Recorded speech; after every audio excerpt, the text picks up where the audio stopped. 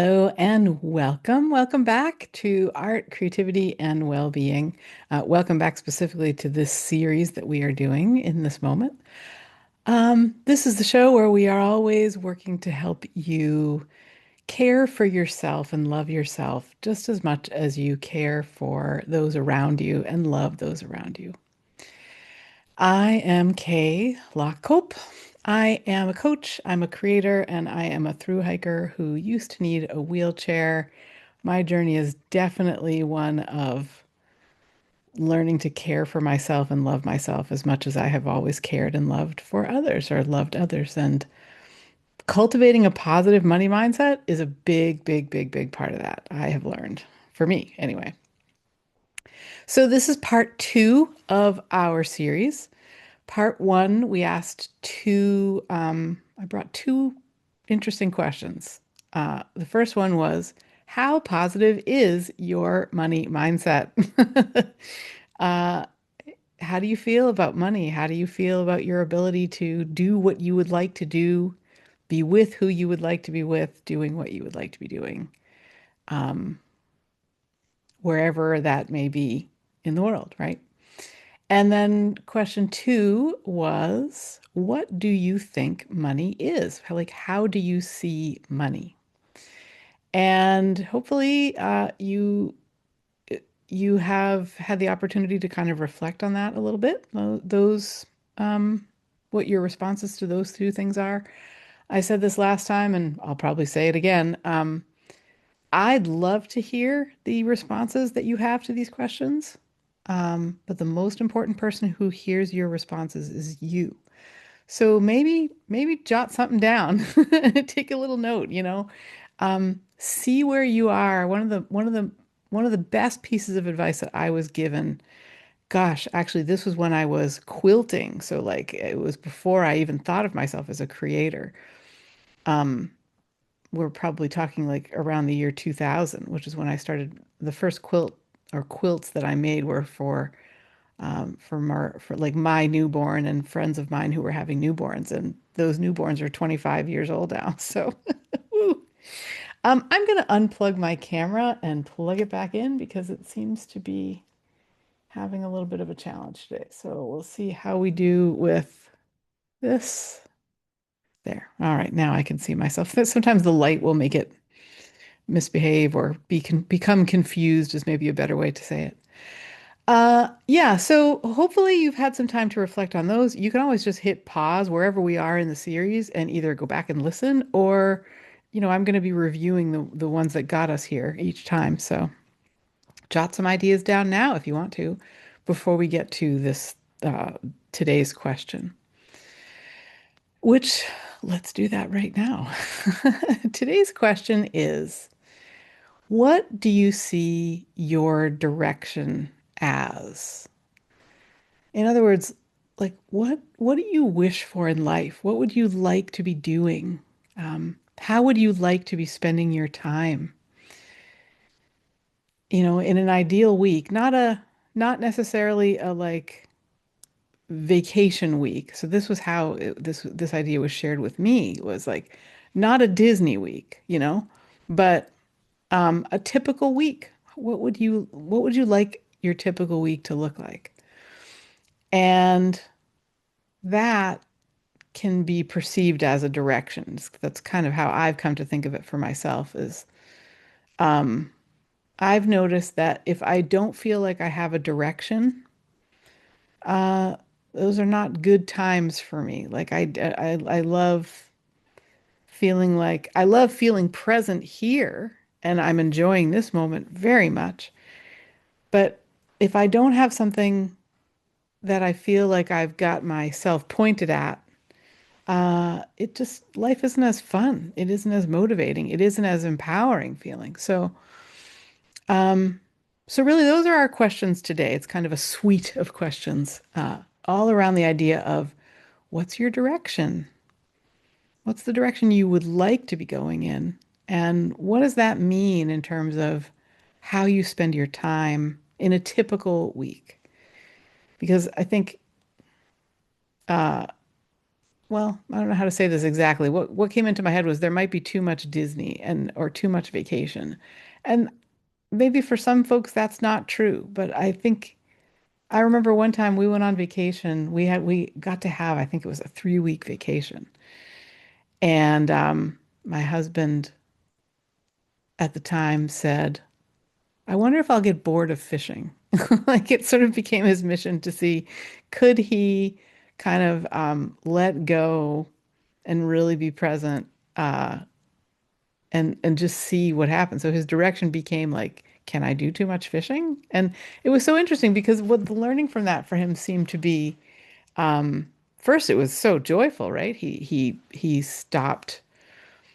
He got to put down his corporate work for 3 weeks. He got to spend time with us. He got to spend time with his kids, and every day, he did get out on the lake. And there was a point during that time during which he said something like, I feel like I've caught the same like 5 fish in this lake. And he never did tire of fishing. Like if his direction was to point himself to see, can I do this so much that I get sick of it? The answer is definitely no. And at the same time, he learned some things about what conditions are best that he enjoys the most. What like he pointed himself in a direction and he learned.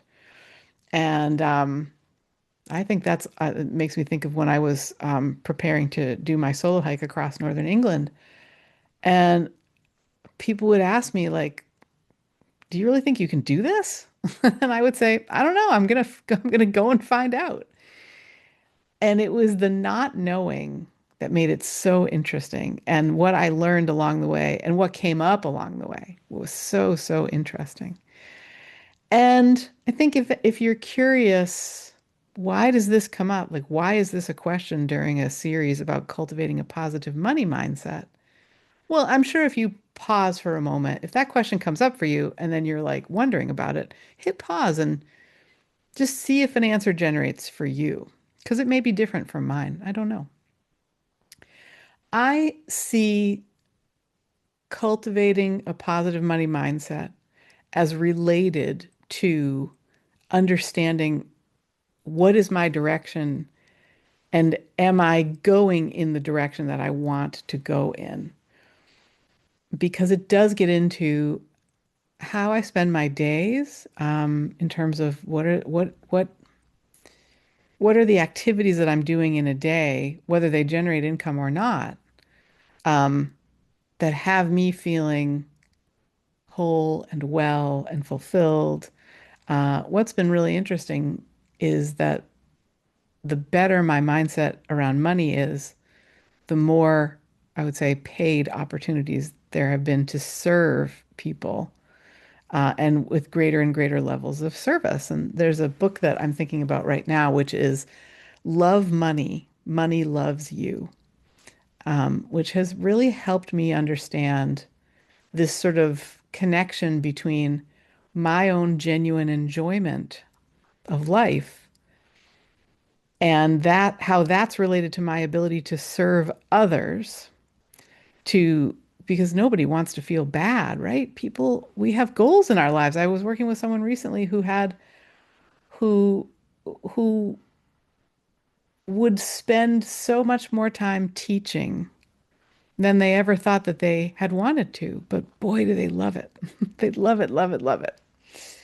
And being able to understand our direction and how close we are or not to it, how aligned we are with it, is really helpful when we because eventually what happens is we sort of think to ourselves, you know, how might I get the funds to do this that I really want to do? That was certainly true of solo hiking across northern England for me. It got really deep, actually. There's the book that I wrote about that, the memoir that I wrote. There's a part of it that is about the depths to which I was hurting, or the depths to which I kind of fell in terms of emotionally, that had me contemplating suicide because I wasn't sure if I was going to be able to do this trip because I didn't know how to ask for or get the funds to do it. And I mean, I think it's in fits and starts that this happened for me because one of the really beautiful things about that trip is that it was half crowdfunded. Like the the people who I did a GoFundMe. There's a part of GoFundMe that is for adventures or something like that. It's for like it's aspirational rather than some of the other areas of GoFundMe, which are more for like, when something challenging is happening for someone, they start a GoFundMe, right? So there's I forget what it's called, but my GoFundMe was in that section, which meant that it wasn't tax deductible. It meant that it was just people feeling generous and supportive, and yeah, and that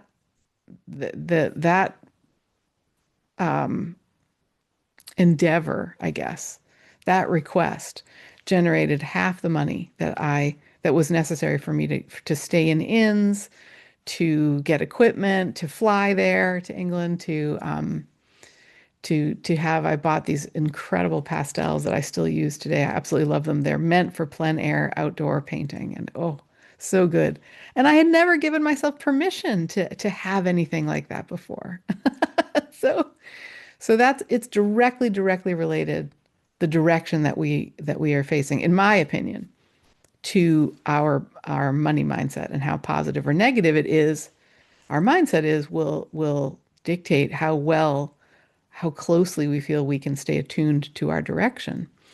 And as I said before, this happened for me in total fits and starts. Like I even on the way to England, I had, or even on the build up to that journey, I had moments where I was feeling so aligned, and then moments where I was like, this will never happen. Oh my gosh, are you crazy? Like, how can you think to ask for this? And 2025 was the year where I don't know, the brakes came off. I decided that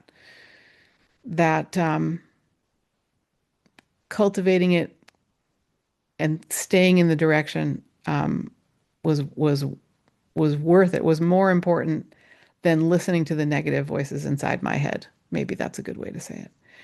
And so I'm super curious what your response is to this question. What's your direction?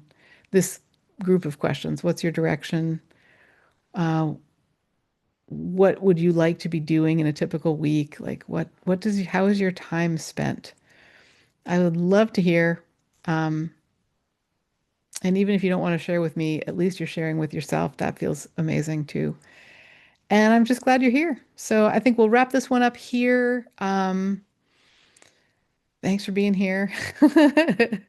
Feels amazing to have you along on the journey. If you have questions um, or thoughts on this, let me know. And I'm recording all of these. I'm recording this as like I'm recording them all together, I guess is a good way to say it.